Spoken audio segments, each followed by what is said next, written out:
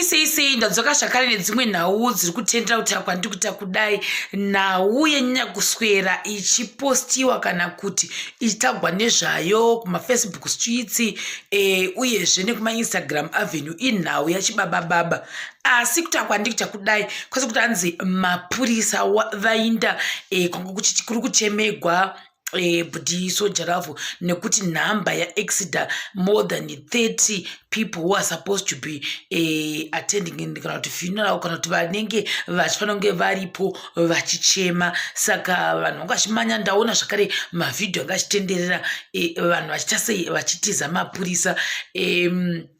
Ndochiona zvakare kuti maartist mazhinji ainda zvakare kundobata maoko anosanganisira vana Budhista naDadezi, vana Shintsomani, vana Dadza D, vakasiyana-siyana mumazita anogona kunge atasi kunditi poshei asi vanhu vazhinji vaenda kundobata maoko. Tichiri ipapo zvakare pane imwe nhoroondo yadaita sekuti batei ichitsanangurwa nevanhu vakasiyana-siyana kunze kuti pane vamwe vanga vachiziva more details about kukura kwaBudi chibaba kuti mai vacho pavakashaika vakazenge vogara nambuya ndokushaika ndokubva vazotorwa nababa mazuva baba vacho vanonga vatora step mother. Izvi ndanga ndichizviona zvakare pamafacebook streets vanhu vachinyora nhoroondo history iyoyi zvikanzi zvakare baba vacho vakabva vazoshayika vane vaBudi SoljahLove. Iyi inhoroondo, saka ndosandisa disclaimer kuti inhoroondo yadi yandichiona pasocial media.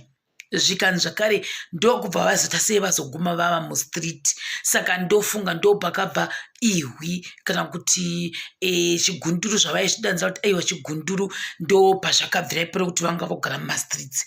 Ndokubva vazowanikwa nemumwe angachangana sister rachoni. Ndichaverenga mapost akasiyana-siyana anga achitagwa nevanhu vanga vachiratidza kuti vanoziva history yani yachibaba SoljahLove.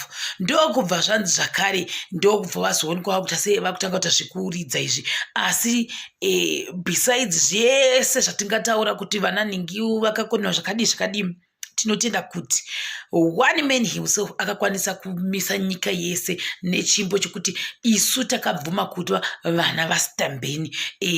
Pasong yavo vakaimba iyo kuti zvoni ndiwadyira bhonzo nekuonda kudai takamira pamamonya ipapo mwana wasitembeni. Nyika yese ikamira ikabvuma kuti aiwa isu tabvuma kuva mwana wasitembeni. Ndiwo mamwe makoments angachase achiisiwa nevanhu vazhinji iwayo. Toenda zvakare pakuti munhu wamwari Prophet Java wangu achidanzi indinokwanisa kuita sei kubudirira kuya kuzobata maoko ani achibaba. Ndokubva pazomboita. Let me put a disclaimer as well. I don't know why people are also judging vachiti why is it munhu wamwari Java pavaitumirwa maaudio vaiteka 2 to 3 days vasingarespondi. Are we gonna ignore the fact yekuti vaipa cold shoulder chibaba chichizama kuita sei kutaura chino kuti iwo kanga achimboti tochimanya vachitanu miro zvinhu zvavo zvavaita ndofunga zvekupucha masong here asi pekupesa akazoti kozizi yacho zvikanzi aiwa ndicharesponda. Vamwe vavo vari kuti why makaignore wakati munhu wamwari Java haangomiriri mafoni chete, dzimwe nguva unenge une life yake. Vanhu avo ini who am I to judge? I don't know the reason why munhu wamwari Java aigona kutora 2 to 3 days asati aresponda kune munhu wavanga vaita nayo. Ndofunga zvimahitmaker kana kuti hitmaker yachoni handizozi kuti zvimwe zvakare zvinhu zvavaiita ndezvipi. Ndingada kureva nhema ipapo asi vanhu vataripo skanzi no, before you judge imimika. What if kana vaifona nemafoni call direct? How do you know imaudotanga kuti sei kutotuka munhu? Zvikanzi naButi Peter Moyo Dehwa marwadzo mambo Sulu Chimbetu Budi vati saddened to learn kuti Budi SoljahLove vashaika. Painful news, my sincere condolences to his family, the music fraternity and the generality of Zimbabwean music lovers. May his soul rest in peace. Budi Sebastian Magacha vakanyora vakati, a young life taken away from us so suddenly. And SoljahLove Musaka, you were so talented and you were a true artist. not only one music industry been robbed, but we have lost a brother, a friend, and a true soldier. Ndei Budi Magacha. Chatunga Bela Maini Mugabe Akati. Zora Murugare, rest in peace, SoljahLove. The Herald News in Dokuvayati, when he reflected on his mother's life in Mwanawa Stembeni, collectively Stembeni became our mother, despite the many other names our own mothers answered to, writes Leroy Dzinga. Jasigina akatifamba zvakanaka mukoma SoljahLove, kongaring shumba dinishi baba. Ashford Ashbraga Shimombe. Are we going to ignore Chatia Budi Munumari PrtPassion Java na SoljahLove ya imu ignore my voice notes? Also Pindura after my days. Budi Mashao Shonai 11th of January of February 2020. Are you a SoljahLove or you are a Fenyaninki? As would say Vadi Vaisaiso and Nideta Mudoko. Zvikanzi nevamwe zvakare vanosangasa vana vakoma kana kuti esifadzai maheri. SoljahLove hachisi chinhu zvinhu, ndiregerei kana ndarasa hunhu asi handiite chifinu, inyaya yekungoti ndodiwa nevanhu. Zorora murugare SoljahLove. Amara Brown ndobva anyora akati, I had the honor of sharing a stage with SoljahLove a few times. But one particular night stands out in my mind. He was set to perform after me. So I was leaving the stage, he was arriving. SoljahLove was in a wheelchair with his dancers, an outrage and security beside him. He got on that stage and set the crowd on fire. His energy and music had transcended his physical limitations, and he lit up the entire venue. As I marveled with the pride, I thought to myself, what an unstoppable force of nature. That is how I will remember him. Powerful beyond comprehension. Sour in peace, brother. Oh, so Laziti Chapo ndobva avati zvoni zvosve mukange produced by vanga vachanya kufokasa nema productions avakaita kumhanziani ya kuti SoljahLove.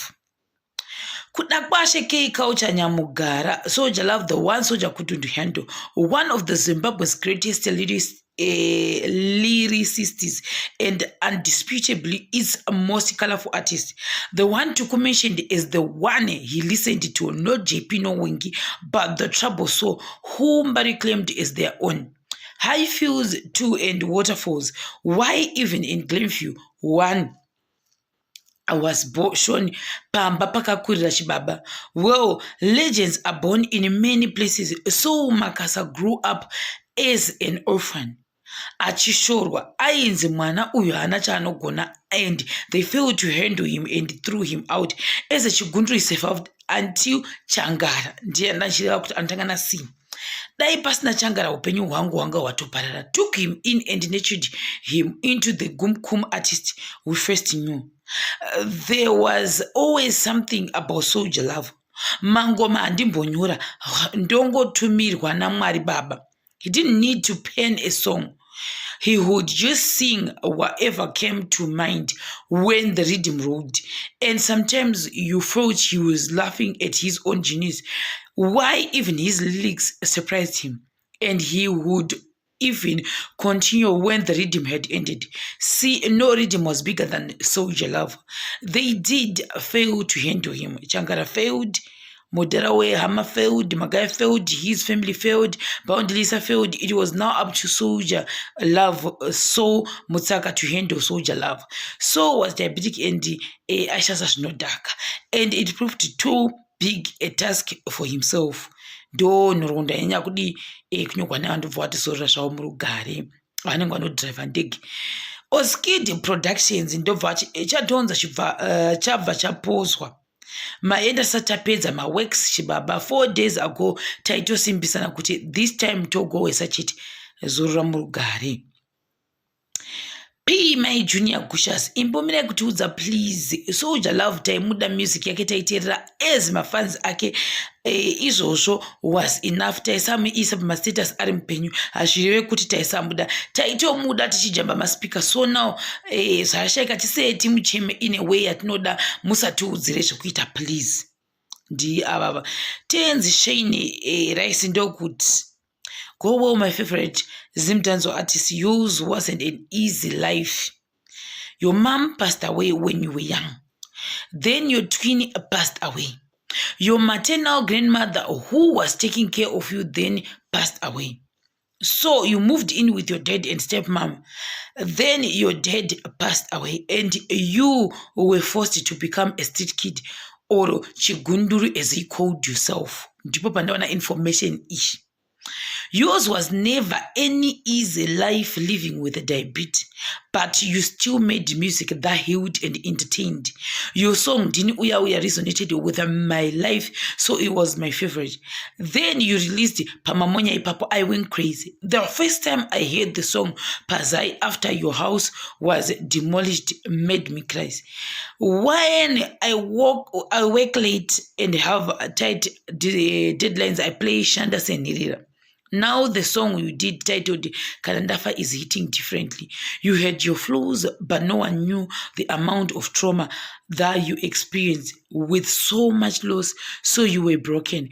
Thank you for sharing your gift with the world's So Musaka, aka SoljahLove, Chigunduru Mukuru Wami Mof Mwana wa Stembeni. Nashi Cream de la Amos Azure ndokubva ati rest in peace chibaba achiridza music zvakare. Shingai Chiwawa akati, you were only 22 when your songs became the soundtrack of our lives mugeto. Nepataisa kwana waitisimbisa taitova jikira bonzo takamirira chetu ndo zvataiita. Zimcelebs ndobva yazonyora zvakati aiwa mapurisa rayoti iri kudispesa vanhu right now nekuti namba yadarikidza inotendekwa nemutemo. Ndopo ndogumira muzora nhasi. Ndichingoti zvakare dai mhuri yekwana kuti SoljahLove yanyaradzwa nezita raJesu.